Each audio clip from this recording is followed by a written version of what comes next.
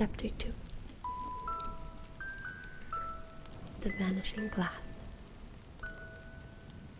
Nearly 10 years had passed since the Dursleys had woken up to find their nephew on the front step, but Privet Drive had hardly changed at all. The sun rose on the same tidy front gardens and lit up on the brass number 4 on the Dursleys' front door. It crept into their living room, which was almost exactly the same as it had been on the night when Mr. Dursley had seen that fateful news report about the owls. Do you remember? Only the photographs on the mantelpiece really showed how much time had passed. 10 years ago, there had been lots of pictures of what looked like a large pink beach ball wearing different colored bobble hats. But Dudley Dursley was no longer a baby, and now the photographs showed a large blonde boy riding his first bicycle on a roundabout at the fair, playing a computer game with his father, being hugged and kissed by his mother. The room held no sign at all that another boy lived in the house too. This chapter's gonna be a little bit sad, but not to worry, we know it has a happy ending.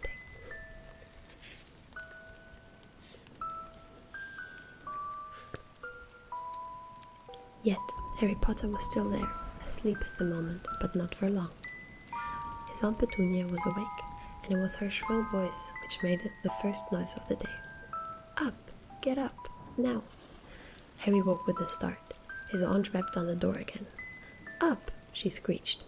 Harry heard her walking towards the kitchen, and then the sound of the frying pan being put on the cooker. He rolled onto his back and tried to remember the dream he had been having. It had been a good one. There had been a flying motorbike in it. He had a funny feeling he'd had the same dream before. We know. His aunt was back outside the door. Are you up yet? She demanded. Nearly, said Harry. Well, get a move on. I want you to look after the bacon, and don't you dare let it burn. I want everything perfect on Dudley's birthday. Harry groaned. What did you say? His aunt snapped through the door. Nothing. Dudley's birthday. How could he have forgotten? Harry got slowly out of bed and started looking for socks. He found a pair under his bed, and after pulling a spider off one of them, put them on. Harry was used to spiders because the cupboard under the stairs was full of them, and that was where he slept. When he was dressed, he went down the hall into the kitchen.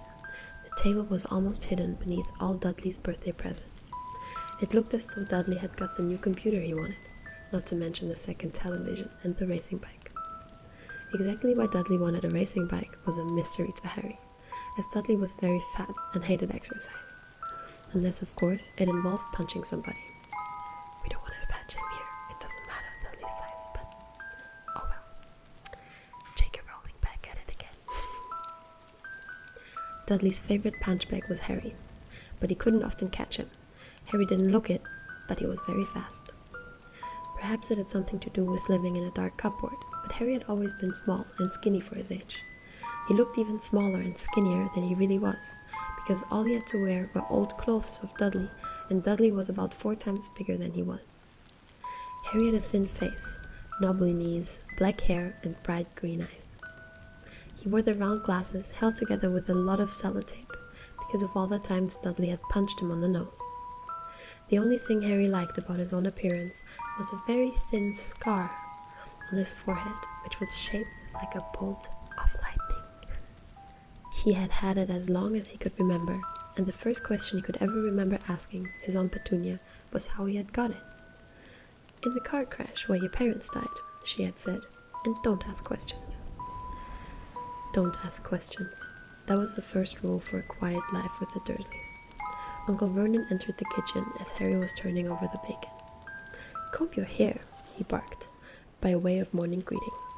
About once a week, Uncle Vernon looked over the top of his newspaper and shouted at Harry that he needed a haircut.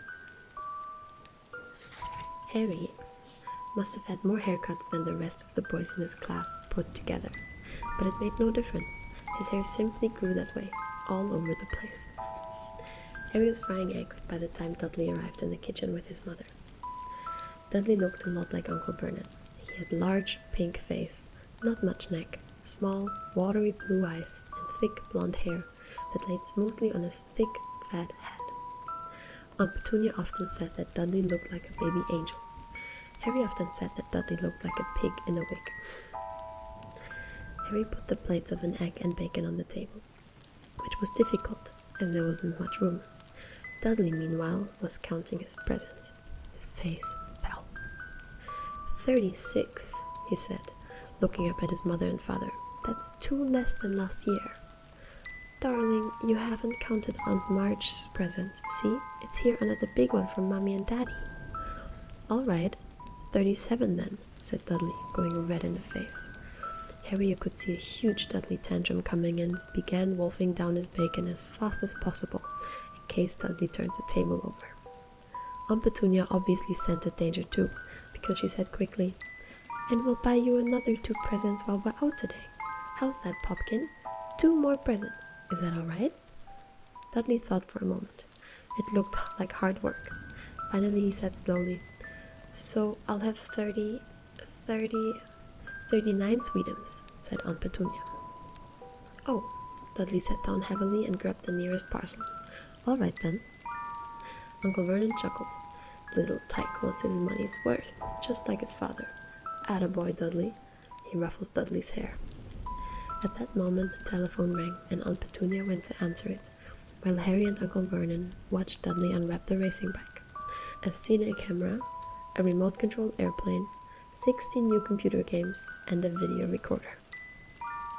He was ripping the paper off a gold wristwatch when Aunt Petunia came back from the telephone, looking both angry and worried. "Bad news, Vernon," she said. "Mrs. Fig's broken her leg. She can't take him." She jerked her head in Harry's direction.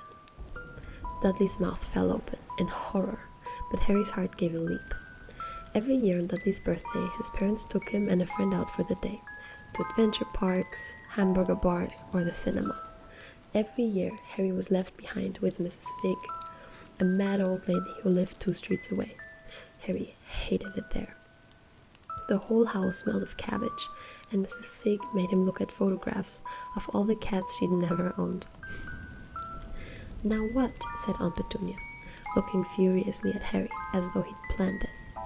Harry knew he ought to feel sorry that Mrs. Fig had broken her leg, but it wasn't easy when he reminded himself it would be a whole year before he had to look at Tibbles, Snowy, Mr. Paws, and Tufty again.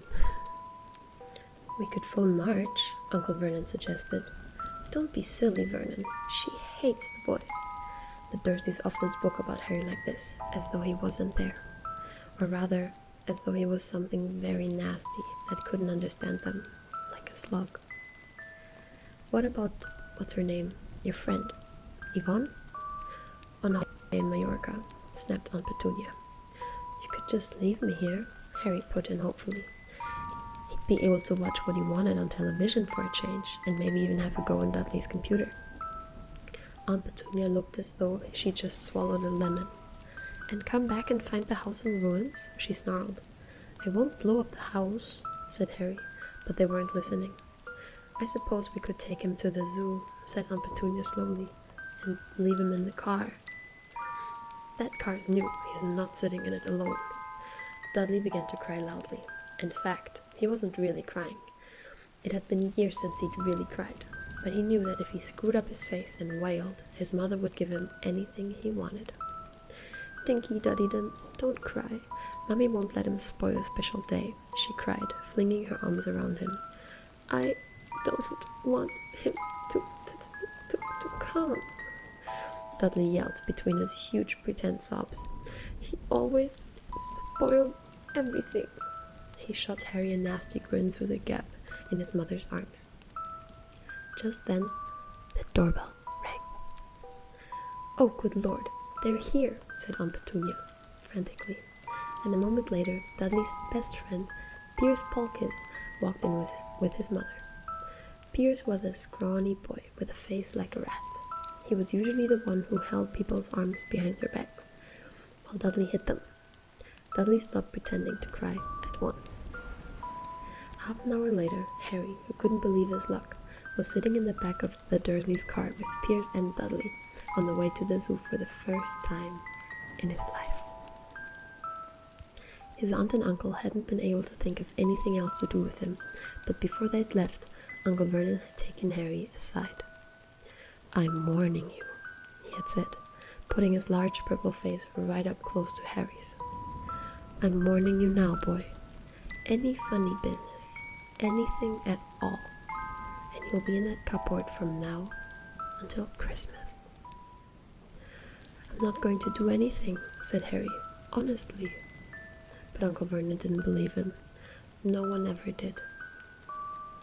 The problem was, strange things often happened around Harry, and it was just no good telling the Dursleys that it didn't make them happen. Once, Aunt Petunia, tired of Harry coming back from the barber's looking as though he hadn't been at all, had taken a pair of kitchen scissors and cut his hair so short he was almost bald except for his fringe, which he'd left to hide that horrible scar. Dudley had laughed himself silly at Harry, who spent a sleepless night imagining school the next day, where he was already laughed at for his baggy clothes and sellotaped glasses. Next morning, however, he had got up to find his hair exactly as it had been before Aunt Petunia had sheared it off. He had been given a week in his cupboard for this, even though he had tried to explain that he couldn't explain how it had grown back so quickly. Another time, Aunt Petunia had been trying to force him into a revolting old jumper of Dudley's, brown with orange bubbles. The harder she tried to pull it over his head, the smaller it seemed to become, until finally it might have fitted a glove puppet, but certainly wouldn't fit Harry. Aunt Petunia had decided it must have shrunk in the wash, and to his great relief, Harry wasn't punished. "Do you want a cup of tea? Do you want a sip?" "Here you go. I think you can drink it now. Have a sip." "Okay, I'll put it next to you, so that you can drink it, okay? Here you go. Enjoy. Let's keep going, yeah? Everything good? You cozy? Nice. Okay, where were we?" On the other hand, he got into terrible trouble for being found on the roof of the school kitchens. Dudley's gang had been chasing him as usual, when, as much to Harry's surprise as anyone else's, there he was, sitting on the chimney. The Dursleys had received a very angry letter from Harry's headmistress, telling them Harry had been climbing school buildings. But all he tried to do, as he shouted at Uncle Vernon through the locked door of his cupboard, was jump behind the big bins outside the kitchen doors. Harry supposed that the wind must have caught him in mid-jump. But today, nothing was going to go wrong. It was even worth being with Dudley and Pierce to be spending the day somewhere that wasn't school, his cupboard, or Mrs. Fig's cabbage-smelling living room. While he drove, Uncle Vernon complained to Aunt Petunia. He liked to complain about things. People at work, Harry, the council, Harry, the bank, and Harry were just a few of his favorite subjects. This morning, it was motorbikes, motorbikes, motorbikes. Roaring along like maniacs, the young hoodlums, he said as a motorbike overtook them. "I had a dream about a motorbike," said Harry, remembering suddenly. "It was flying." Uncle Vernon nearly crashed into the car in front. He turned right around his seat and yelled at Harry, his face like a gigantic beetroot with a mustache. "Motorbikes don't fly." Dudley and Pierce sneered. "I know they don't," said Harry. "It was only a dream." But he wished he hadn't said anything. If there was one thing the Dursleys hated even more than his asking questions, it was his talking about anything acting in a way it shouldn't. No matter if it was in a dream or even a cartoon, they seemed to think that he might get dangerous ideas. Maybe he will. It was a very sunny Saturday, and the zoo was crowded with families. The Dursleys bought Dudley and Pierce large chocolate ice creams at the entrance, and then, because the smiling lady in the van had asked Harry what he wanted before they could hurry him away, they bought him a cheap lemon ice lolly. It wasn't bad either, Harry thought, licking it as they watched the gorilla scratching its head and looking remarkably like Dudley, except that it wasn't blonde. Harry had the best morning he'd had in a long time. He was careful to walk a little way apart from the Dursleys, so that Dudley and Pierce, who were starting to get bored with the animals by lunchtime, wouldn't fall back on their favorite hobby of hitting him. They ate in the zoo restaurant, and when Dudley had a tantrum because his knickerbocker glory wasn't big enough, Uncle Vernon bought him another one, and Harry was allowed to finish the rest. Harry felt afterwards that he should have known it was all too good to last. After lunch, they went to the reptile house. It was cool and dark in here, with lit windows and along the walls. Behind the glass, all sorts of lizards and snakes were crawling and slithering over bits of wood and stone. Dudley and Pierce wanted to see huge poisonous cobras and thick, man-crushing pythons. Dudley quickly found the largest snake in the place. It could have wrapped its body twice around Uncle Vernon's car and crushed it into a dustbin, but at the moment it didn't look in the mood.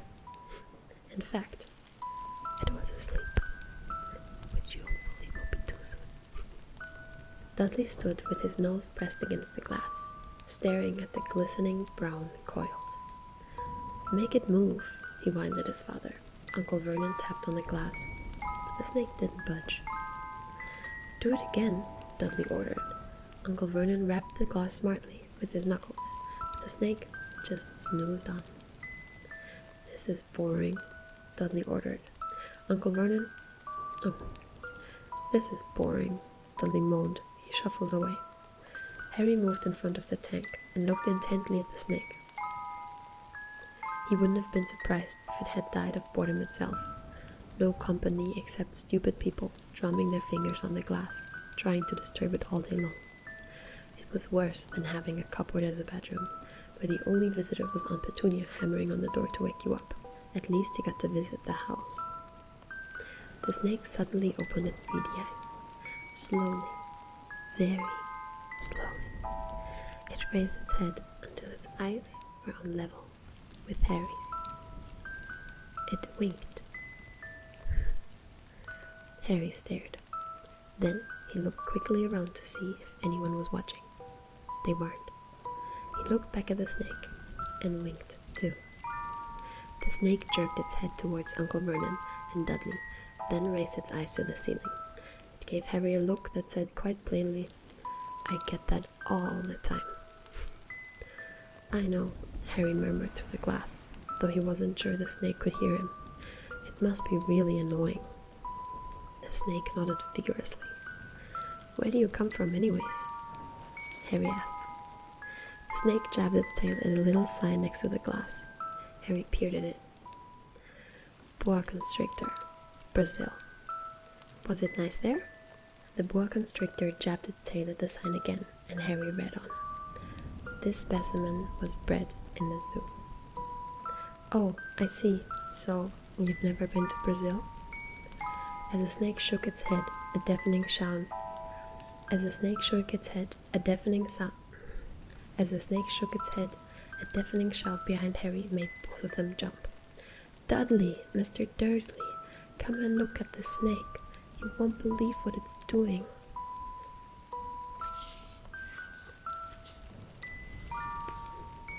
Dudley came waddling towards them as fast as he could. "Out of the way, you," he said, punching Harry in the ribs. Caught by surprise, Harry fell hard on the concrete floor. What came next happened so fast no one saw it happen. 1 second, Pierce and Dudley were leaning right up close to the glass. The next, they had leapt back with howls of horror. Harry sat up and gasped. The glass in front of the boa constrictor's tank had vanished. The great snake was uncoiling itself rapidly, slithering out onto the floor. People throughout the reptile house screamed and started running for the exits. As the snake slid swiftly past him, Harry could have sworn a low, hissing voice said, "Brazil, here I come. Thanks, amigo." The keeper of the reptile house was in shock. But the glass, he kept saying, where did the glass go? The zoo director himself made Aunt Petunia a cup of strong sweet tea, while he apologized over and over again. Pierce and Dudley could only gibber. As far as Harry had seen, the snake hadn't done anything except snap playfully at their heels as it passed, but the time they were all back in Uncle Vernon's car, Dudley was telling them how it had nearly bitten off his leg, while Pierce was swearing it had tried to squeeze him to death. But worst of all, for Harry at least, was Pierce calming down enough to say, "Harry was talking to it, weren't you, Harry?" Uncle Vernon waited until Pierce was safely out of the house before starting on Harry. He was so angry he could hardly speak. He managed to say, "Go, cupboard, stay, no meals," before he collapsed into a chair and Aunt Petunia had to run and get him a large brandy. Poor Harry. They're really treating him badly. Let's have a sip of our tea. Cheers.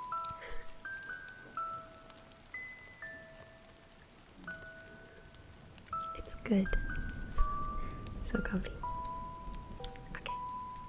I think we only have a few more pages to go. Harry lay in his dark cupboard much later, wishing he had to watch. He didn't know what time it was, and he couldn't be sure the Dursleys were asleep yet. Until they were, he couldn't risk sneaking into the kitchen for some food. He'd lived with the Dursleys almost 10 years. 10 miserable years. As long as he could remember, ever since he'd been a baby and his parents had died in that car crash. He couldn't remember being in the car when his parents had died. Sometimes, when he strained his memory during long hours in his cupboard, he came up with a strange vision. A blinding flash of green light and a burning pain on his forehead. This, he supposed, was the crash, though he couldn't imagine where all the green light came from. He couldn't remember his parents at all. His aunt and his uncle never spoke about them, and of course he was forbidden to ask questions. There were no photographs of them in the house. When he had been younger, Harry had dreamed and dreamed of some unknown relation coming to him and take him away. But it had never happened. The Dursleys were his only family. For now. Yet sometimes he thought, or maybe hoped, that strangers in the street seemed to know him. Very strange strangers they were too. A tiny man in a violet top hat had once bowed to him while Harry was out shopping with Aunt Petunia and Dudley. After asking Harry furiously if he knew the man, Aunt Petunia... Oh, it's our last page. Aunt Petunia rushed them out of the shop without buying anything. A wild-looking old woman dressed all in green had waved merrily at him once on a bus. A bald man in a very long purple coat had actually shaken his hand in the street the other day and then walked away without a word. The weirdest thing about all these people was the way they seemed to vanish the second Harry tried to get a closer look. At school, Harry had no one. Everybody knew that Dudley's gang hated that odd Harry Potter in his baggy old clothes and broken glasses, and nobody liked to disagree with Dudley's gang.